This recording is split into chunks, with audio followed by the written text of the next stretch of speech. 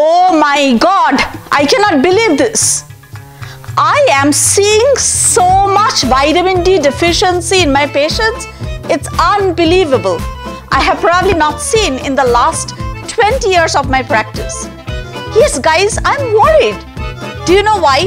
Because COVID-19 cases have been linked with vitamin D deficiency. It has been seen and studied, and actually papers have been published that vitamin D deficiency or vitamin D deficient patients have a higher chance of having a bad outcome if they have SARS-CoV-2 or COVID-19. That worries me a lot. If you like this topic, keep on watching.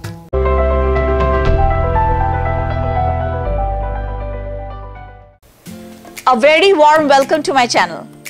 I'm a board certified internist practicing in the United States for 20 years. Today's topic of discussion is vitamin D. Why is that so important? Because 42% of the US population has vitamin D deficiency. 1 billion people across the world have vitamin D deficiency. And specifically, India has a vitamin D deficiency of a whopping 90%. Yes, and that is why I think it's a very, very important thing to talk about. I'm going to give you a couple of scenarios and see if you are one of them. So, I have a patient who came in and said that I'm feeling extremely moody. And, you know, she has never had a problem like that ever. So, the husband was very worried and so was I. So I ordered a few things and guess what? She was so low in vitamin D. And in a matter of just a few months, her moodiness was converted to cheerfulness. And I was so happy that I could help this with an inexpensive medication or a vitamin which was affecting their married life. The next patient scenario is my own daughter who was having headache. She was 10 years old at that time.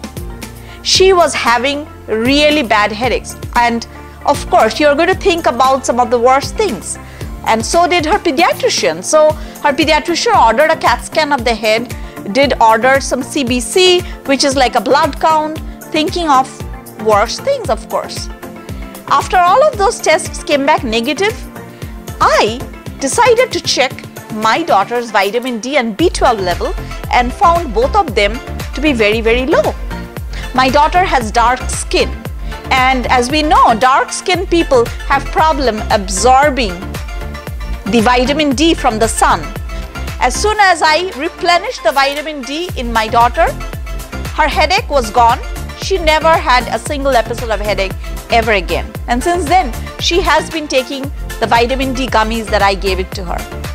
I think there is enough data or enough examples that I told you guys that vitamin D can be critical. I'm going to go in a question answer fashion. Please do not forget to write your question because I'll be answering those on my next video.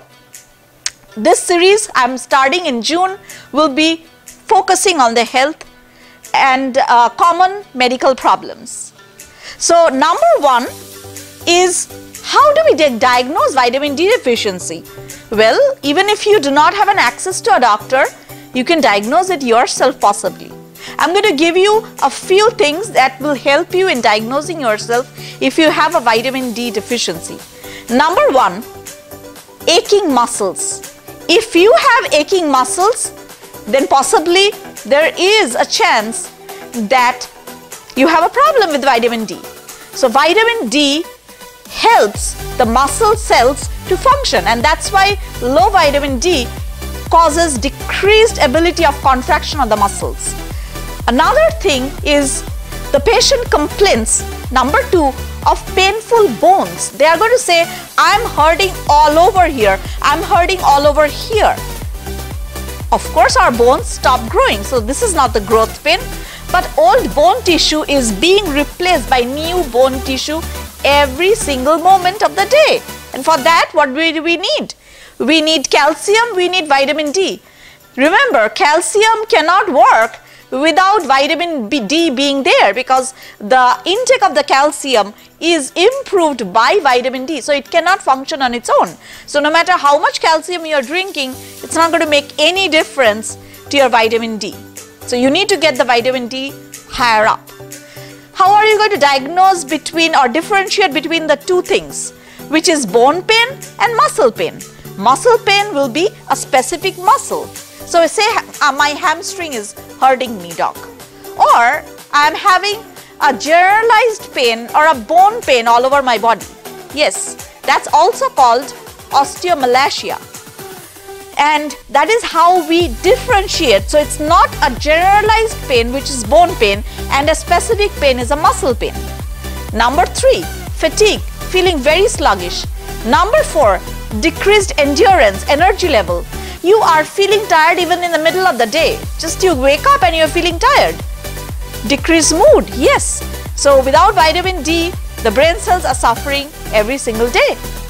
The next one is, we have commonly seen, which is number 6, seasonal anxiety disorder, which is usually seen during winter. But why are we seeing it now? Because we are at home. Due to lockdown, we are not going out. We are not going to the beach. We are not going to the park. We are not going to do our normal things that we do. We are trying to stay at home. Because of the lockdown, we are seeing the same kind of seasonal affective disorder, which causes decreased amount of vitamin D, because there is no vitamin D to be absorbed. And it also does not help your sleep. So number 6 is sleep is decreased, and it also causes seasonal affective disorder, or SAD. The next one is, if you feel that your palms of your hands or head is sweating. Why does that happen? Our body registers 98.6 degrees Fahrenheit and 37 degrees Celsius. If our body temperature goes up beyond that, it causes sweating, and that sweat causes us to control the body temperature. But if vitamin D is not there, then it cannot do its work. So that's very, very important, that you're not able to get your vitamin D levels affected by that. So you're not sweating enough. Number 8, losing hair. Yes, we are seeing a lot of cases of alopecia because of vitamin D deficiency. Number 9, wound healing. Because wound healing and scar is helped by vitamin D, and without vitamin D, those are going to be affected. Another common thing that I think I am seeing a lot, especially in elderly patients, is dizziness. And not just elderly patients, young people are also experiencing that a lot more. It's also called benign positional vertigo. Why does that happen? Because the vitamin D receptor helps the calcium channel balance in the support system of the ear. And that is why the calcium crystals without the vitamin D is floating all across the inner ear, causing vertigo or dizziness. This is very, very common. And I'm seeing a lot of young people, they are coming and saying that I'm taking over-the-counter medication, but it's not helping me. It gets better, but then again comes back, and we have to take another pill to get feeling better. Number 11, heart disease. Yes, it's extremely important that we have our vitamin D under regulation. Low vitamin D has been linked in studies with heart attack and stroke. Yes, guys, and also increased amount of blood pressure. So it's a very, very important thing, because guess what? Our heart is controlled by the calcium channels, and without vitamin D, calcium channels cannot work. Number 12, body weight. Fat mobilization happens due to vitamin D. If you are having problems in losing weight, please ask your doctor to check your vitamin D. It's a very simple blood test, and you'll be able to know why you are not able to lose weight. In spite of crashing and not eating throughout the day and running for like 10 miles, still throughout the week you are not losing a single pound or a single inch, because your vitamin D is critically low. And this is what I see every single day of my practice. Next one is recurrent infections. We are seeing people are having flu-like symptoms. And guess what? This is where it gets interesting. Why? Because we have seen that coronavirus patients have extremely low amount of vitamin D, and that is not good. The form of vitamin D that is needed, the active form of vitamin D that is needed, protects the immune receptors in the lungs. If the vitamin D does not get to the lungs, then the coronavirus takes over the lungs. This is how important vitamin D is. And that is why during winter we see flu, because our vitamin D levels goes down during the winter season. And in summer we don't see flu anymore because people are going out and vitamin D levels come up. This is very, very interesting. I have seen in the last several months that our vitamin D deficiency has gotten to a proportion that things are beyond control. Another thing we are seeing in elderly people who live in nursing homes, who used to come out for their, with their family, we are seeing cognitive decline. They cannot even say their names. They don't remember their relatives' names, because usually they used to go for a walk with their walker. But no, it's causing an extreme increase in Alzheimer's, dementia, and other neurological problems. The next question I am faced is, Doc, can you tell us that what are the different forms of vitamin D? And we get so much confused. So now I will be taking that question as to how we make vitamin D. It's simple. You go out in the sun comes out and causes UVA and UVB radiation. And the second one, the UVB radiation, when it reaches our skin, absorbs the UVB radiation, and that is when it gets converted to vitamin D. This is also called vitamin D3, unless we are wearing, like concealed clothes, or we are staying indoors like we are doing now. Otherwise, we would not have a problem with vitamin D deficiency. But since we are indoor, we are not getting the vitamin D3 made. The plant source of vitamin D comes from mushrooms. So guess what? Mushrooms also absorb UVB light and gets vitamin D inside them. Mushroom is a huge source of vitamin D. The next source of vitamin D, which you guys can also do if you are not vegan, is fish. Highly fatty or oily fish, salmon, mackerel, tuna. Fishes like these have an enormous amount of vitamin D in them. And we also have a few foods which are fortified with vitamin D. Yes, breakfast cereals and other yogurts or other smoothies are fortified. If you go to the label, check for the vitamin D levels on that. The daily recommended dose of vitamin D is 800 international units on an average. However, I think we are going to need more, because we are not eating or drinking so much amount of milk in a day to make 1000 milligram of vitamin D available for us. So it's important that we get some sort of a supplement. It's not just the liver. This is also transformed in the lungs and in the liver. And what does it do? It actually causes improved function of the alveolus. Yes, alveolus of the lungs. And that is why we can find that there is some correlation between people who have low vitamin D and getting lung infections. Because the alveolus is responsible for the oxygen to go out of the lungs and this carbon monoxide be removed from the lungs. So that is very, very important. If the alveolus cannot function without the vitamin D, it cannot remove the carbon dioxide, and that causes increased amount of carbon dioxide in your lungs. And that's extremely liked by all sorts of viruses and bacteria, and that's how you get ground glass opacity or pneumonia or COVID-19. The next question I'm asked often is, what type of vitamin is vitamin D? Vitamin D is a fat soluble vitamin. There are 4 fat-soluble vitamins: vitamin A, vitamin D, vitamin E, and vitamin K. Why is fat-soluble vitamins difficult to be absorbed? It should be an easy process because we are cutting down on our fat. We are following a low-fat diet. No, low-fat diet is not good for vitamin D absorption. I often tell my patients that vitamin D should not be taken on an empty stomach. It's not going to do any work because it's not going to get absorbed.